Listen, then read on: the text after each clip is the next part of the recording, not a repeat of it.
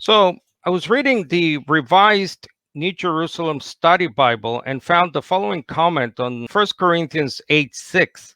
In a vital theological statement, Paul here splits open the Shema, the basic creedal statement of Judaism, Deuteronomy 6:4. The Lord our God is one Lord, distinguishing Lord, that is Christ, from God. So my wife asked, what happens when you split open an atom? Well, you blow everything up, the atomic bomb. So what would happen if you split open the Shema? Well, you blow up who God and Jesus are. You get the doctrine of the Trinity, which says that God is no longer one individual, the Father, but one essence or substance, as my wife also puts it, one God stuff. And his son is no longer a human person. The Son of Man, the human being prophesied by Old Testament prophets like Daniel. After the first atomic bomb test, the American physicist J. Robert Oppenheimer, who is called the father of the atomic bomb, lamented the act. He knew the world would not be the same. Few people laughed. Few people cried. Most people were silent.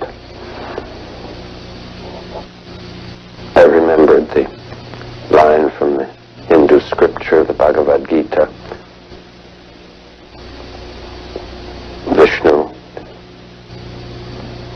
is trying to persuade the prince that he should do his duty, and to impress him takes on his multi-armed form and says, "Now I am become death, the destroyer of worlds."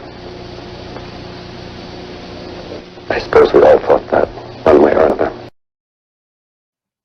By the way, he named the first nuclear test site Trinity. In the Gospels, Jesus similarly lamented the fact that the world was yet to know his God and Father. I have told you these things so that you won't abandon your faith, for you will be expelled from the synagogues, and the time is coming when those who kill you will think they are doing a holy service for God. This is because they have never known the Father or me. Yes, I'm telling you these things now so that when they happen, you will remember my warning. Do you remember what I told you? A slave is not greater than the master. Since they persecuted me, naturally they will persecute you. And if they had listened to me, they would listen to you. But all these things they will do to you on account of my name, because they do not know him, the one who sent me. My point is that there continues to be a concerted and coordinated effort to split up God, blow up the Shema, as it were, or as other scholars put it, to gloss over, modify, redefine the creed of Jesus by Christianizing it. One of the first articles I put together when I became a Christian was a collection of quotes from some of these scholars. I called it, as you can see there, Splitting the Shema, a How Not to Guide. And it's basically a collection of quotes from notables like N.T. Wright, Richard Bauckham, and others.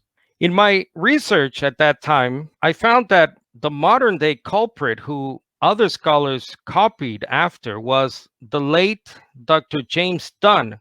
Dr. Dunn was considered the premier Christological scholar of our age. Yet, in one of his last books, Dr. Dunn walked back his decades-old claim and even criticized fellow scholars who he himself had influenced. Dr. Dunn even went a step further in this book by making this heretical claim. Jesus is not the God of Israel. He is not Yahweh.